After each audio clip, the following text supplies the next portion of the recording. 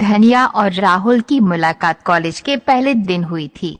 दोनों अलग अलग शहरों से आए थे, लेकिन उनकी आंखों में एक पहचान सी थी।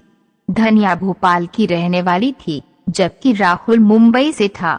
कॉलेज का पहला दिन हमेशा खास होता है और उस दिन पूरा कैंपस नवयुवकों से खचाखच भरा था। धनिया और राहुल की क्लास भी साथ में थी। जब वे पहली बार मिले, राहुल की हंसी और धनिया की मासूमियत ने दोनों को एक दूसरे की ओर खींच लिया। पहले कुछ हफ्ते केवल पढ़ाई, पेशेवर बातें और सामान्य दोस्तों की तरह गुजरे, लेकिन धीरे धीरे उनके बीच की दीवारें गिरने लगीं। कॉलेज के प्रोजेक्ट्स में काम करते हुए वे दोनों अक्सर लाइब्रेरी में एक दूसरे से मिलते। कैफेटेरिया में चाय की चुस्कियां लेते हुए उन्होंने विभिन्न विषयों पर लंबी बातचीत की, जिससे उनके दिल की धड़कनें तेज हो जाती थीं। राहुल की मुस्कान में धनिया के दिल की धड़कनें बढ़ जाती थी और धनिया की हंसी राहुल के दिल के करीब जाती जा रही थी। धीरे धीरे उनके बीच का ये दोस्ताना कुछ और बनता जा रहा था। एक दिन राहुल ने धनिया को कॉलेज के पास एक पुराने किले में जाने का प्रस्ताव दिया। किला शहर से दूर एक पहाड़ी पर बसा था, जहां से पूरे शहर का नजारा अद्भुत दिखता था।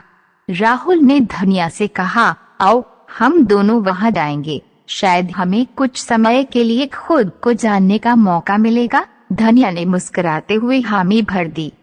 अगले दिन वे दोनों किले की ओर निकल पड़े। वहां की ठंडी हवा और खूबसूरत नजारे उन्हें और करीब ले आए। किले की पुरानी दीवारों पर बैठे हुए राहुल ने धनिया से कहा, धनिया, मैंने तुम्हारे साथ जो वक्त बिताया है वो मेरे जीवन का सबसे खूबसूरत वक्त रहा है। क्या तुम मेरे साथ पूरी जिंदगी बिताने के लिए तैयार हो? धनिया की आंखों में आंसू थे, लेकिन वे खुशी के थे।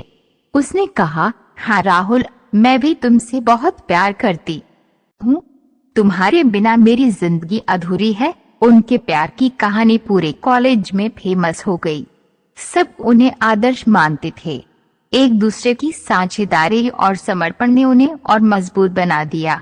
कॉलेज खत्म होने के बाद राहुल और धनिया ने साथ में अपना करियर बनाने का फैसला किया। उन्होंने एक छोटी सी कंपनी शुरू की और धीरे धीरे से सफल बना दिया। राहुल के पिता मुंबई में एक बड़े बिजनेसमैन थे, जबकि धनिया का परिवार एक छोटे से कस्बे में रहता था। राहुल के माता पिता ने धनिया को स्वीकारने में थोड़ी हिचक दिखाई। उन्होंने माना कि उनकी पारिवारिक स्थिति और धनिया की पारिवारिक स्थिति में बहुत बड़ा अंतर था, पर राहुल अपने माता पिता को समझाने में कामयाब रहा कि प्यार किसी स्थिति या स्थायित्व को नहीं देखता। आखिरकार राहुल के माता पिता ने अपने बेटे की खुशी को देखा और धनिया को खुली बाहें से अपनाया। शादी का दिन तो सजी धजी महाकाव्य की तरह था। सुंदर सजी हुई मंडप, दोस्तों और परिवार का समागम और हंसी मजाक से भरी हुई रात। सबकी आंखों में खुशी थी, लेकिन सबसे ज्यादा खुशी राहुल और धनिया की आंखों में थी। उनकी शादी का दिन पूरे शहर में चर्चा का विषय बन गया। राहुल और धनिया का प्यार सच्चा और अनंत था और उनकी कहानी ने ये साबित कर दिया कि प्यार में कोई बाधा नहीं होती। शादी के बाद दोनों ने अपने अपने करियर को नए आयाम दिए। राहुल ने एक बड़ी मल्टीनेशनल कंपनी में शीर्ष पद हासिल किया, जबकि धनिया ने अपनी खुद की डिजाइनिंग कंपनी खोली। वे दोनों अपने जीवन में जितने भी उतार चढ़ाव आए, उन सभी से मिलकर सामना किया और हर दिन उनका प्यार और गहरा होता गया। बिजनेस और पारिवारिक जिम्मेदारियों के बीच भी उन्होंने कभी अपने प्यार को कम नहीं होने दिया।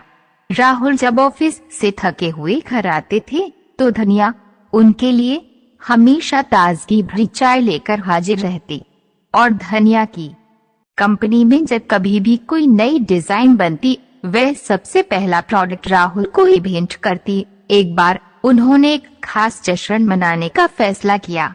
उनकी शादी की 5वीं वर्षगांठ पर राहुल ने धनिया को उनकी कॉलेज के पास वाले पुराने किले में फिर से ले जाने का प्रस्ताव दिया। इस बार किला और भी खूबसूरत लग रहा था। राहुल ने पैसे खर्च करके उसी जगह एक छोटा सा डिनर अरेंज कराया था।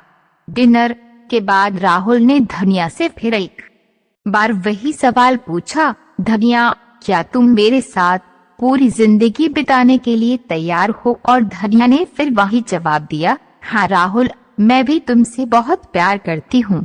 उनकी कहानी सिर्फ एक रोमांटिक कहानी नहीं थी, बल्कि एक प्रेरणादायक यात्रा थी जिसमें सच्चे प्यार और समर्पण की शक्ति